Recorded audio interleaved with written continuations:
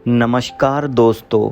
उत्तराखंड, जिसे हम देवभूमि कहते हैं, अपने आंचल में कई रहस्य और चमत्कार समेटे हुए है। आज हम आपको लेकर चलेंगे एक ऐसी पावन जगह पर जहां पुजारी भी अपनी आंखों पर पट्टी बांधकर माता को स्नान कराते हैं। जी हाँ, हम बात कर रहे हैं टिहरी गढ़वाल के हिंडोला खाल में समुद्र तल से लगभग 8000 फीट की ऊंचाई पर चंद्रकूट पर्वत पर स्थित मां चंद्रबदनी की। यह धाम माता सती के 51 शक्तिपीठों में से एक है। आज के इस वीडियो में हम जानेंगे इस मंदिर का आदि से लेकर अंत तक का इतिहास, इसके पौराणिक रहस्य और महाभारत काल से जुड़ा इसका वो सच जो शायद ही आप जानते होंगे। वीडियो को अंत तक ज़रूर देखिएगा। दोस्तों, हम चंद्रबदनी मंदिर पहुंच चुके हैं और यहां पहुंचने के बाद में हमने अपनी कार को पार्क कर दिया है और कार को पार्क करने के बाद में हम सब लोग अपना अपना प्रसाद ले रहे हैं। प्रसाद लेने के बाद में हम चलेंगे मंदिर की तरफ, क्योंकि यहां से 1 किलोमीटर का ट्रैक है ऊपर मंदिर तक जाने के लिए और आपको सारा व्यू दिखाएंगे इसी वीडियो में और यहाँ के रहस्यों के बारे में भी बताएंगे दोस्तों। तो बने रहिएगा लास्ट तक इस वीडियो में।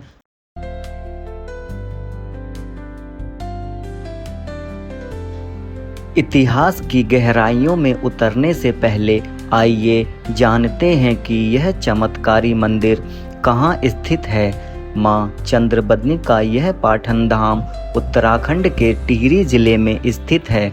जब आप चंद्रकूट पर्वत के शिखर पर पहुंचते हैं तो वहां से सुरकंडा, केदारनाथ और बद्रीनाथ जैसी महान पर्वत चोटियों के बेहद मनमोहक और अलौकिक दर्शन होते हैं। स्कंद पुराण, देवी भागवत और महाभारत जैसे प्राचीन ग्रंथों में भी इस पवित्र स्थान का उल्लेख मिलता है, जहां इसे प्राचीन काल में भुवनेश्वरी सिद्धपीठ के नाम से जाना जाता था।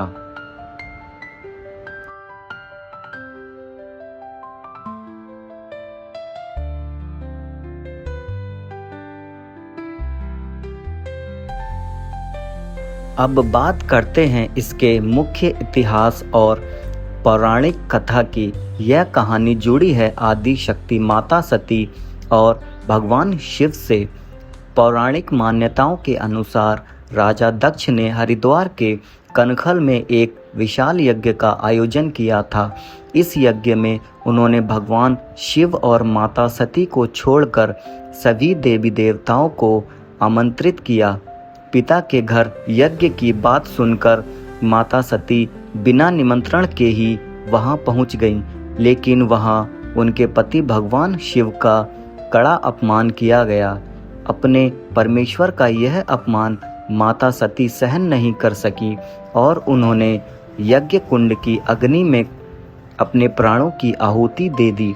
जब महादेव को यह समाचार मिला तो वे अत्यंत क्रोधित और शोकाकुल हो उठे।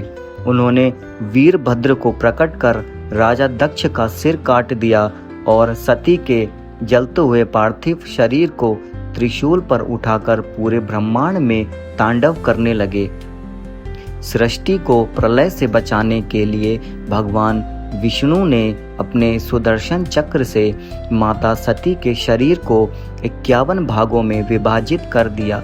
इस विभाजन के दौरान जहां जहां माता सती के अंग और आभूषण गिरे वे स्थान शक्तिपीठ कहलाए। माना जाता है कि इस पावन चंद्रकूट पर्वत पर माता सती का बदन यानी शरीर का मध्य भाग धड़ गिरा था। इसी कारण इस सिद्धपीठ का नाम चंद्रबदनी पड़ा।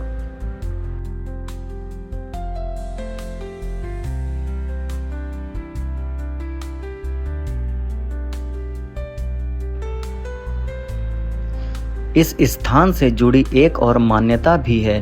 कहा जाता है कि माता सती के वियोग में व्याकुल भगवान शिव जब किसी पर्वत पर पहुँचे और उन्होंने देवी शक्ति का स्मरण किया, तब माता ने उन्हें यहीं पर अपने चंद्रमा जैसे शीतल मुख बदन के दर्शन दिए थे।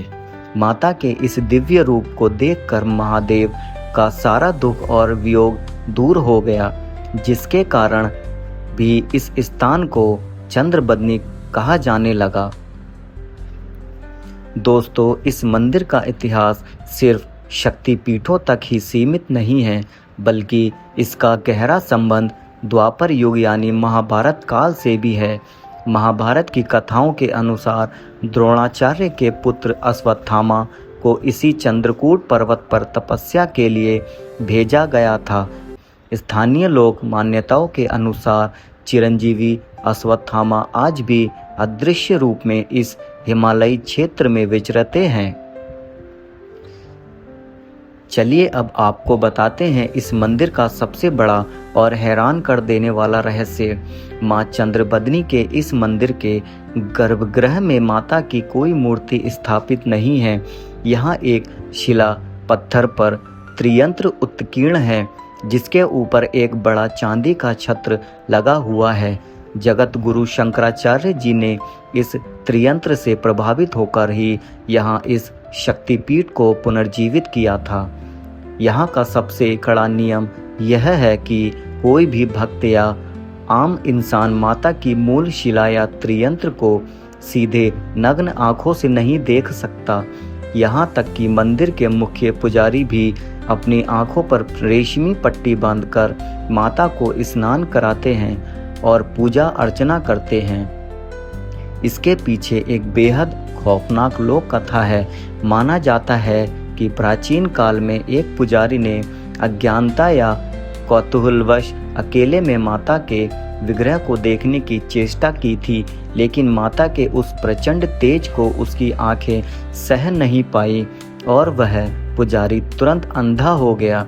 तब से लेकर आज तक सुरक्षा और मान मर्यादा के लिए आंखों पर पट्टी बांधकर ही पूजा करने की अटूट परंपरा चली आ रही है।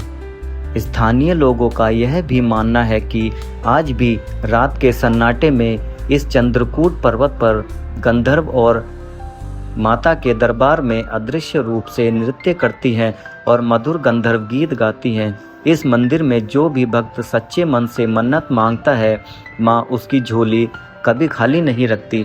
मन्नत पूरी होने पर भक्त यहाँ कंदमूल, फल, चुन्नी और चांदी के छत्र चढ़ाते हैं। हर साल अप्रैल के महीने में यहाँ एक भव्य मेले का आयोजन होता है और नवरात्रों के दौरान अष्टमी और नवमी को 9 कन्याओं के रूप में माँ दुर्गा की विशेष पूजा की जाती है।